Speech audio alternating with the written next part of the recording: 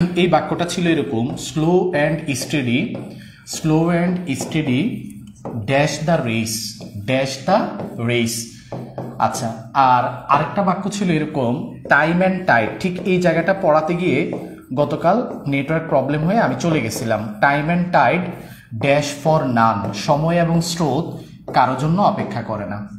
প্রিয় শিক্ষার্থী বন্ধুরা, একটু ভালো করে বুঝতে হবে, এই কোশ্চেনটা বিভিন্ন পরীক্ষায় বারবার আসে।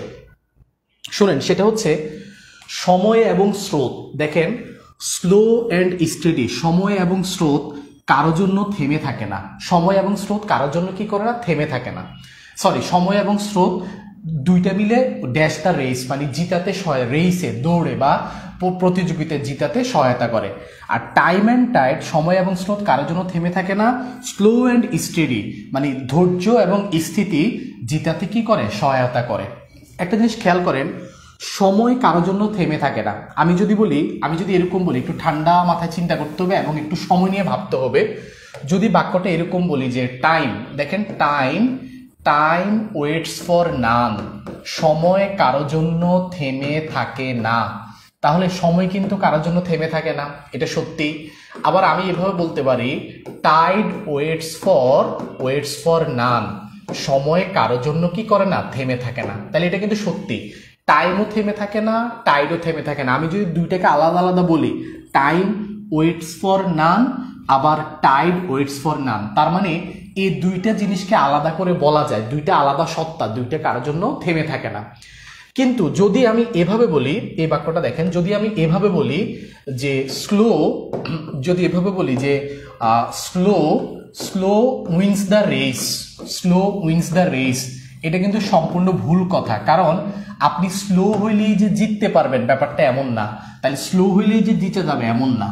আবার আমি যদি বলি স্থিতি আর কি, ধৈর্য স্টেডি উইন্স দ্য রেস, অর্থাৎ আপনার মধ্যে স্টেডি থাকলেই জিততে পারবেন ব্যাপারটাও এমন না। মনে রাখতে হবে, শুধু স্লো দিয়েও জিতা যাবে না, শুধু স্টেডি দিয়েও জিতা যাবে না, আপনাকে এই দুইটার কম্বিনেশন একসাথে থাকলেই আপনি জিততে পারবেন। ঠিক আছে, ভালো করে বুঝেন, স্লো অ্যান্ড স্টেডি একসাথে থাকলেই আপনি প্রতিযোগিতায় বা খেলায় জিততে পারবেন। কিন্তু আপনার মধ্যে শুধু স্লো আছে, শুধু স্টেডি আছে, কাজ হবে না। তাহলে এই ব্যাপারটাও এমন। কিন্তু টাইমের ক্ষেত্রে দেখেন, শুধু টাইম কিন্তু কারোর জন্য থেমে থাকে না, আবার শুধু টাইডও কারোর জন্য থেমে থাকে না, এটা কিন্তু আলাদা করে বলা যায়। তার মানে টাইম অ্যান্ড টাইড কারোর জন্যই থেমে থাকে না, দুইটা আলাদা জিনিস। আমি আলাদা করে বলতে পারবো, টাইম থেমে থাকে না, টাইড থেমে থাকে না, সময় থেমে থাকে না, স্রোতও থেমে থাকে না, আলাদা করে বলা যাবে। সো এই দুইটা যখন একসাথ হয়েছে, দুইটা ভিন্ন সত্তা একসাথ হয়েছে, ভার্বটা প্লুরাল। এই জন্য ভার্ব প্লুরাল হওয়ার কারণে এই জায়গাটা আমরা কি নিব? ভার্ব যেহেতু প্লুরাল, এই জায়গাটা ওয়েট হবে। এটা কিন্তু ওয়েটস না, এটা হচ্ছে ওয়েট। ভার্ব যেহেতু প্লুরাল, এই জন্য এই জায়গাটা কি হবে? এই জায়গাটা ওয়েট হবে। ভার্ব হচ্ছে প্লুরাল। কিন্তু দেখেন, আমি কিন্তু স্লো অ্যান্ড স্টেডি দুইটা মিলে কিন্তু আমাকে জিতাতে সহায়তা করবে। শুধু স্লো হলে জিততে পারবো না, শুধু স্টেডি হলে জিততে পারবো না। দুইটা একটা আইডিয়া, দুইটা মিলে একটা ইউনিট বা একটা আইডিয়া গঠন করেছে, গতকাল পড়িয়েছি, তখন আমি জিততে পারবো। এই জন্য দুইটা মিলে একটা আইডিয়াকে প্রকাশ করলে ভার্বটা সিঙ্গুলার হলে মূল ভার্বের সাথে কি হবে? এস যুক্ত হবে, উইন্স। তাহলে এইটা হলো ঘটনা।